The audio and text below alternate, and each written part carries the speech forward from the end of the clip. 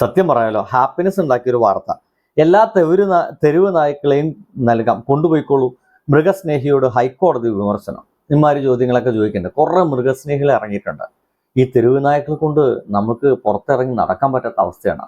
കുഞ്ഞുങ്ങളൊക്കെ വന്നിട്ട് കട്ടിച്ചൊരു വിധമാക്കുന്നുണ്ട്. ഇത്തരം വാർത്തകളും ചിത്രങ്ങളും വീഡിയോസുകളൊക്കെ നിരന്തരം നമ്മുടെ ദിവസം എന്ന് തന്നെ നമ്മുടെ മുമ്പിലേക്ക് വരുന്നുണ്ട്.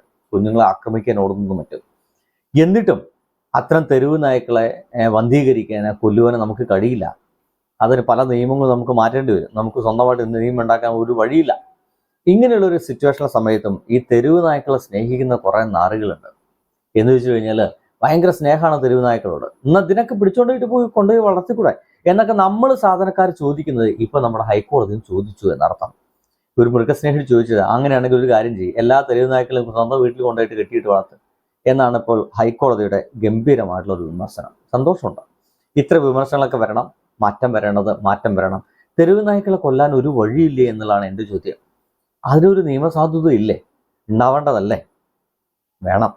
ബൈ.